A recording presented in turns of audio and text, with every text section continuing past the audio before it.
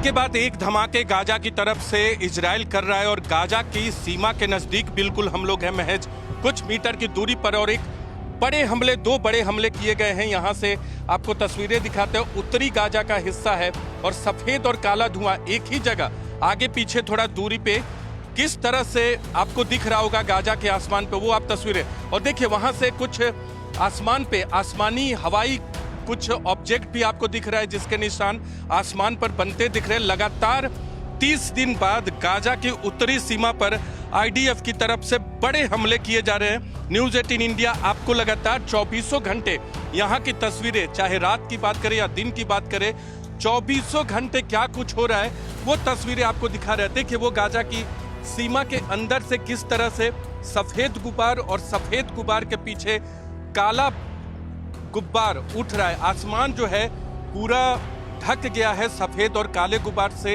और इसी तरह से रातों भर और अभी भी इसी तरह की स्थिति है। और बीच बीच में रॉकेट भी छोड़े जा रहे हैं, जो हवाई हमला किया जा रहा है, या तोप टैंक जो वहां लोकेशन है, वहां तोप टैंक के भी लोकेशन है जहां से सफेद धुआं उठ रहा है। उसके थोड़े से पीछे तो वहां से आपको बीच बीच में जो जमीनी हमला किया जा रहा है तोप टैंक के जरिए, और इसके अलावा जो अंदर में फायरिंग लगातार शहरों में की जा रही है, उत्तर शहरों में, वो आपको तस्वीरें देखने को भी मिल रही है और फायरिंग की आवाज बीच बीच में आपको सुनने को मिलती है। तो बड़ा गुब्बार, बड़ा धुआं इस वक्त आपको दिख रहा है। बहुत बड़ा हमला हुआ है और इस तरह के कई बड़े हमले दिन में 3 से 4 बार होते हैं। लगातार पूरे उत्तरी गाजा पे इसी तरह से हमला किया जाता है।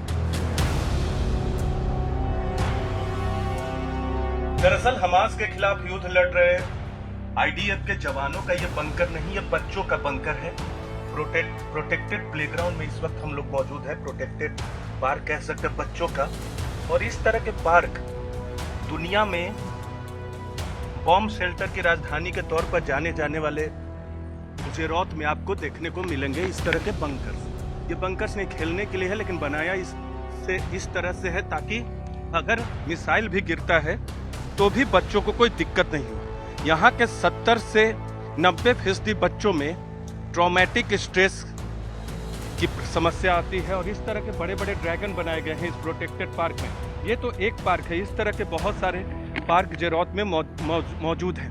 ये ड्रैगन देख सकते हैं, ड्रैगन इस तरह से बनाया गया, पूरा कंक्रीट है। दुनिया का वो शहर जिसे राजधानी के तौर पे जाना जाता है, बॉम्ब शेल्टर की राजधानी के तौर पे, और ये पूरा इसी तरह से ड्रैगन बनाया गया है। और बीच में यहाँ से हम अंदर चलते हैं इस ड्रैगन के अंदर।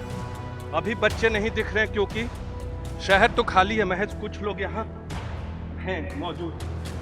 यहाँ अंदर हम लोग चलते हैं, यहाँ बच्चे खेलते हैं, दौड़ते हैं। अगर मिसाइल का अलर्ट भी आता है तो उन्हें भागने की जरूरत यहाँ से नहीं होती क्योंकि ये कंक्रीट का बना है। ये पूरा कंक्रीट का है। अगर रॉकेट गिरेगा भी तो भी उन्हें कोई दिक्कत नहीं होती। न्यूज़ 18 इंडिया आपको हर वो जगह लेकर जा रहा है ताकि आपको पता चल सके कि गाजा से सबसे नज़दीक इस बड़े शहर में, जो कि 840 मीटर की दूरी पर है, और बीच में इस तरह के इंट्रेंस भी दिए गए हैं। ये लंबा है ड्रैगन, लेकिन इंट्रेंस भी दिया गया है। करम आपको दिखाएंगे इधर से एक रास्ता, करम इधर से चले जाएंगे। ये क्योंकि बहुत बड़ा नाव बीच में कहीं से भी घुस जाइए। अगर यहाँ कोई बैठा है, ये बाहर का जाने का रास्ता है। कुल 3 इंट्रेंस है, बीच में एक मिडिल में इंट्रेंस दिया हुआ है। और करम उधर से निकलिए। अगर यहाँ कोई बैठा हो, इस शहर में केवल 15 सेकंड आपको मिलते हैं भागने के लिए, बंकर में छुपने के लिए।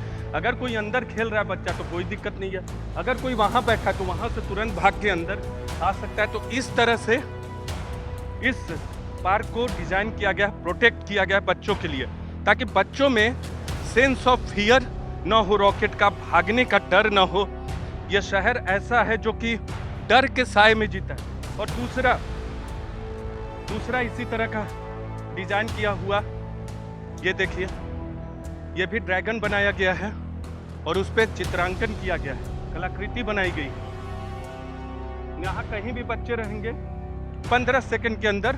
अगर इसके अंदर मौजूद है तो कोई दिक्कत नहीं, लेकिन 15 सेकंड के अंदर वो वहां पहुंच जाएंगे जहां उनका रॉकेट भी बाल बाका नहीं कर सकता।